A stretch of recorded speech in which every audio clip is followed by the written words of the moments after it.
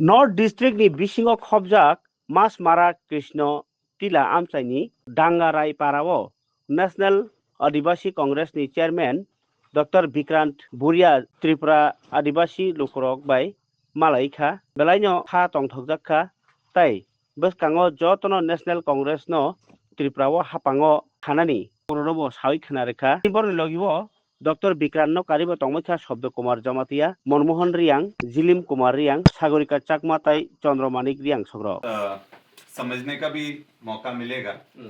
पहले तो मैं अपने बारे में बता दूं ताकि हम लोग एक दूसरे को जान सकें।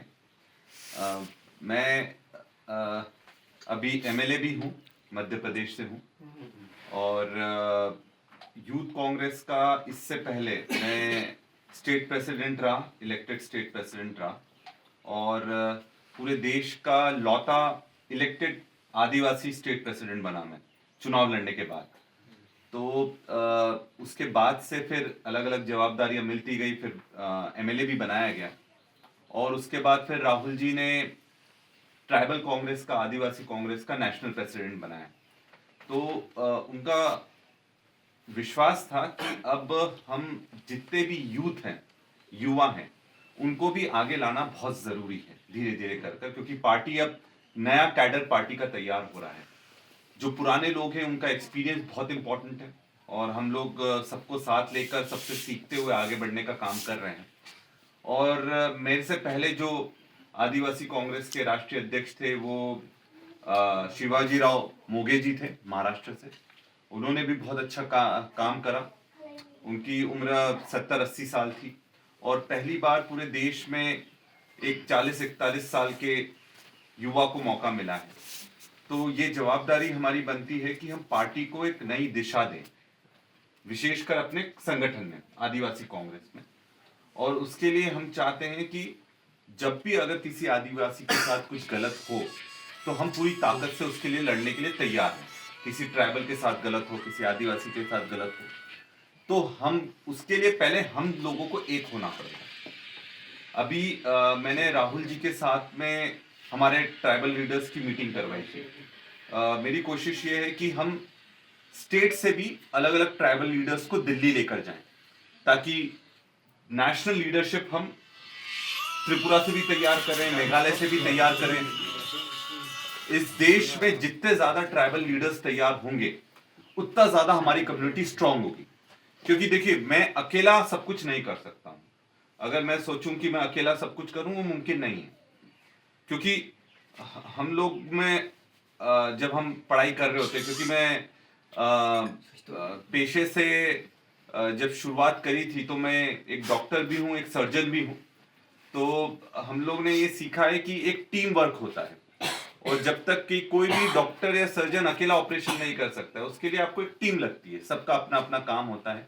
तो ये एक अपनी टीम है और हम लोग जितना ज्यादा एक दूसरे के लिए खड़े रहेंगे उतनी ताकत हमको संगठन में मिलेगी।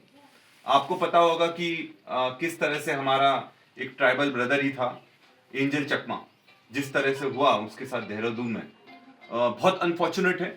और कहीं ना कहीं हमारे जितने भी नॉर्थ ईस्ट के भाई हैं और जितने भी ट्राइबल्स हैं, उनको बहुत ज्यादा दुख हुआ है उस चीज में।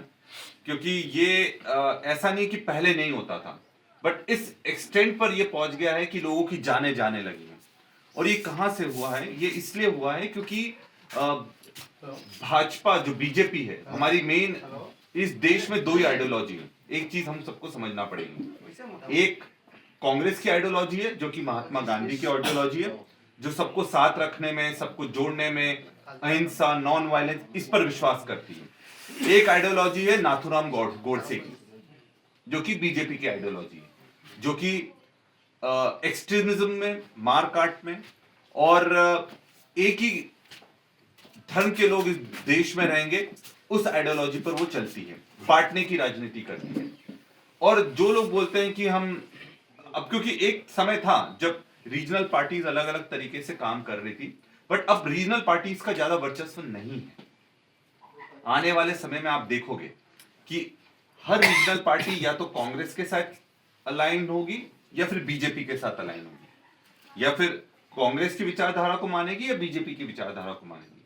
तो हमारे लिए बहुत इंपॉर्टेंट है कि कांग्रेस को वापस से हम अपने स्टेट में मजबूत करना शुरू करें, क्योंकि रीजनल पार्टीज का कहीं ना कहीं दूसरा एंगल होता है, कभी वो बीजेपी के साथ चली जाती है, कभी कांग्रेस के साथ आ जाती है, तो खुद की आइडियोलॉजी कहां बची? या तो सिर्फ आपको पावर चाहिए, पर पावर के लिए जब लोग लड़ेंगे तो ट्राइबल्स का कोई भला नहीं होना है। अगर हम ट्राइबल्स का भला चाहते हैं तो आपको अपने में से नए नए लीडर्स निकालना पड़ेंगे, और जवाबदारी हमारी है। आप एक सी चीज सोचो, जब एंजल चकमा के साथ इस तरह की घटना होती है तो पूरी कांग्रेस, अगर एक पार्टी जो पूरी ताकत से पूरे देश में इस चीज को उठाया, वो कौन सी पार्टी ने उठाया? कांग्रेस पार्टी ने उठाया, राहुल गांधी जी ने उठाया। यहां पर आने से पहले भी राहुल जी से आज सुबह तक मेरी चर्चा हुई है, कल भी चर्चा हुई थी, और उनका